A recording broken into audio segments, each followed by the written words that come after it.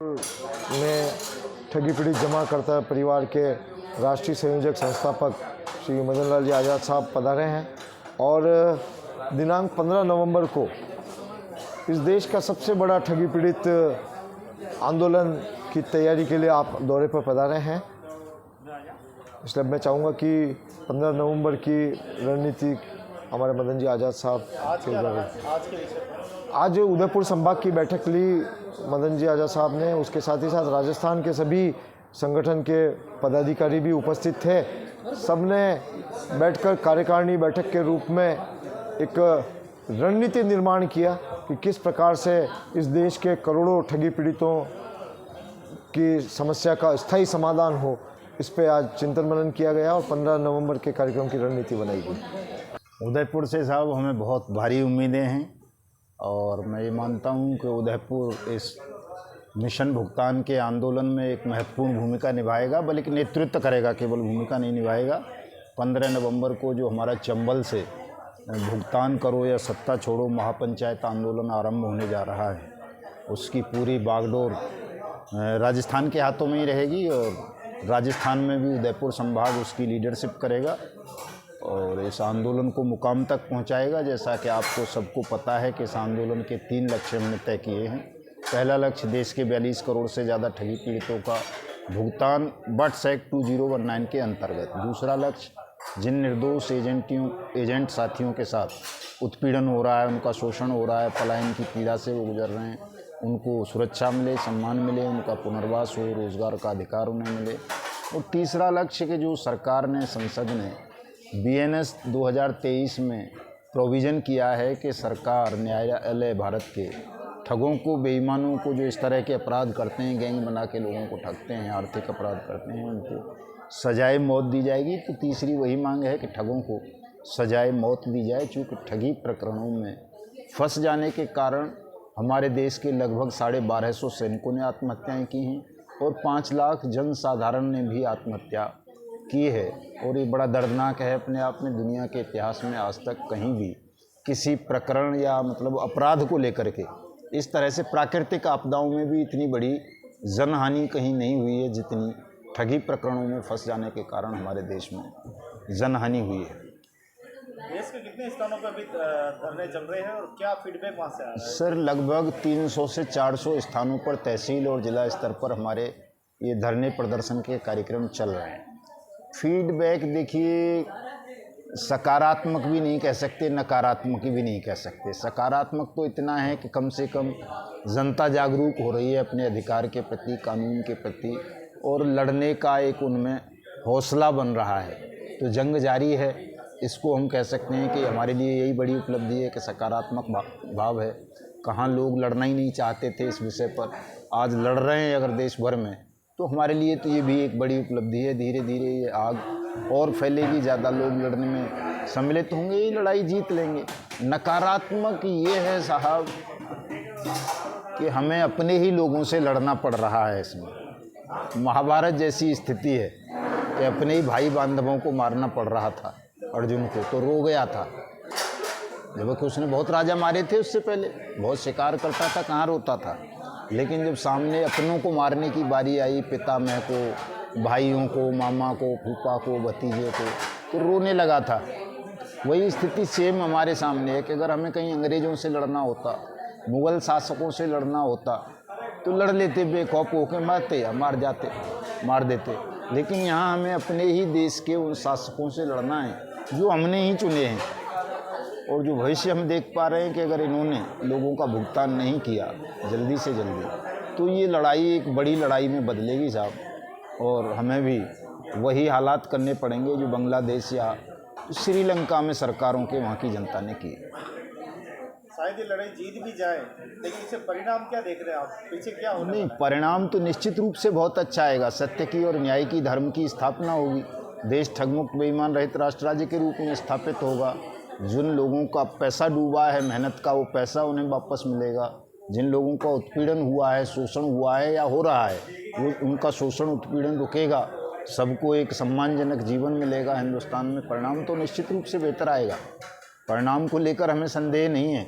लेकिन उस परिणाम को लाने के लिए जो हमें करना पड़ रहा है उस पर कभी कभी जो है बड़ा वो होता है कि यार दुनिया में आज हम सबसे बड़े लोकतंत्र कहे जाते हैं भारत को, दुनिया का सबसे बड़ा लोकतांत्रिक देश है साहब, सबसे अच्छा संविधान है इसका, सबसे बड़ा विश्वगुरु है, और पता पड़ा कि उस विश्वगुरु राष्ट्र के प्रधानमंत्री को, गृह मंत्री को या किसी चीफ मिनिस्टर को जनता दौड़ा दौड़ा के सड़कों पे मार रही है, पीट रही है।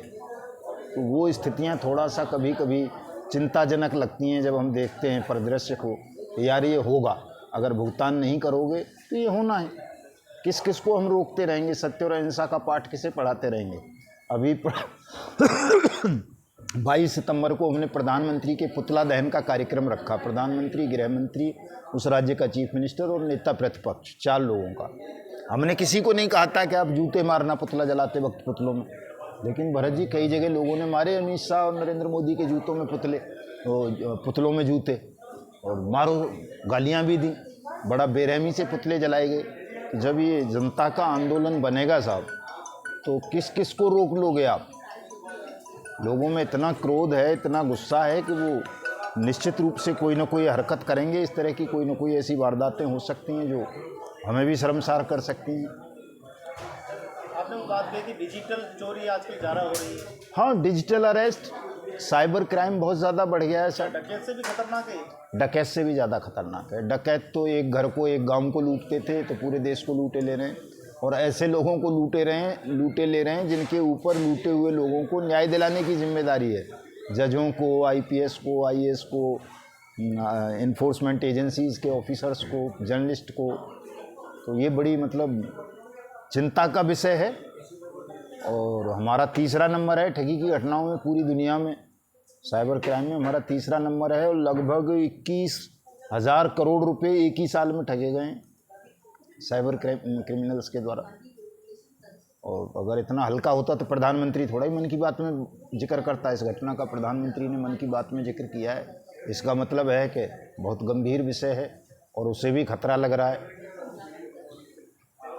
क्या कुछ चिंतन मंथन अभी तक आपने किया है, कैसे कानूनों का निर्माण आवश्यकता पड़ेगी, क्या कुछ सरकार को सुझाव दिए? सर, कानून अपने आप में हमारे देश के बहुत बेहतरीन हैं। सवाल है उस कानून को क्रियान्वित करने की जिनकी ड्यूटी है, उनकी मंशा पवित्र नहीं है, उनकी मंशा राष्ट्रहित की नहीं है, वो ईमानदार लोग नहीं है। कानूनों की कमी थोड़ा ही है। कानून तो आईपीसी में 1860 में वो धारा 374 बना दी गई थी, शोषण उत्पीड़न रोकने के लिए 420 बना दी थी, चीटिंग रोकने के लिए 419 बना दी थी, 406 बना दी थी 1960 में।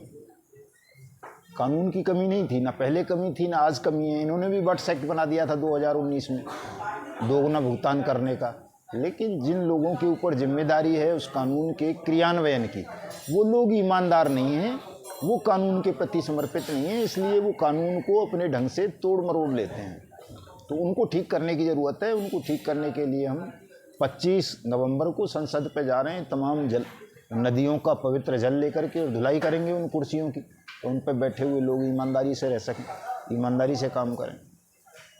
तो दिनों से उदयपुर की बहुत सी जनता कहती थी कि आप लोग जो ये आंदोलन कर रहे हो, आपके नेतृत्व अधिकारी कहाँ पे है, और आप क्या पता आप दिला पाओगे नहीं दिला पाओगे। तो विश्वास की कमी थी, और लोगों में कहीं ना कहीं ये था कि नहीं, पता नहीं, ये भरत कुमावत, मनोज राजपुरोहित, बंसीलाल जी और ये कुछ लोग बैठे हैं 70 दिन से, शायद ये पागलपन है। आज आपके माध्यम से संदेश देना चाहता हूँ, पागलपन नहीं था 70 दिन से। राष्ट्रीय अध्यक्ष मदन जी आए, हमारे प्रदेश अध्यक्ष MP शर्मा साहब आए, ब्रजमोहन जी आए हमारे साथ में यहाँ पे, और सारे पदाधिकारी आए। तो इससे ये साबित होता है कि हम संगठित, हम एकत्रित और हम सब साथ हैं। और ये चिंगारी उदयपुर, जैसा मदन जी ने बताया कि उदयपुर से एक सकारात्मक नतीजे, उदयपुर में लगभग 15,000 लोग हैं जो कोऑपरेटिव सोसाइटियों से पीड़ित हैं। उनमें से लगभग 800 लोगों के पिछले 70 दिन में हम लोगों से जुड़ाव हुए हैं, 800 लोग। तो धीरे धीरे ये संख्या पूरे 15,000 लोग हमारे साथ में आएंगे। और हम जो नेशनल लेवल पे चाहते हैं, जैसा मदन जी चाहते हैं कि पवित्र हो सारी चीज़ें, तो उस स्तर पर लेके करेंगे। तो आज के लिए बहुत बहुत धन्यवाद है कि हम सब मिलके और उदयपुर में एक अच्छी जागृत की है। उदयपुर की जनता को एक आज के दिन खुशी मनानी चाहिए कि जो कोऑपरेटिव सोसाइटी के पैसे अटके हुए हैं बहुत ही जल्द मिलेंगे। एक दूसरा विषय, डूंगरपुर में यही ऐसा ही उग्र आंदोलन 10 तारीख सवेरे 10 बजे रविवार के दिन हम वहाँ प्रदर्शन करने जा रहे हैं, जहाँ पे जिला कलेक्टर को और वहाँ के सारे आयुक्त अधिकारियों को अवगत कराएंगे कि सिर्फ ये उदयपुर के अंदर नहीं, आपके यहाँ पे भी ये समस्या है और इस समस्या को आपको भी देखना पड़ेगा। मैं आपको बहुत धन्यवाद करता हूँ और सब अतिथियों का सम्मान करता हूँ। धन्यवाद।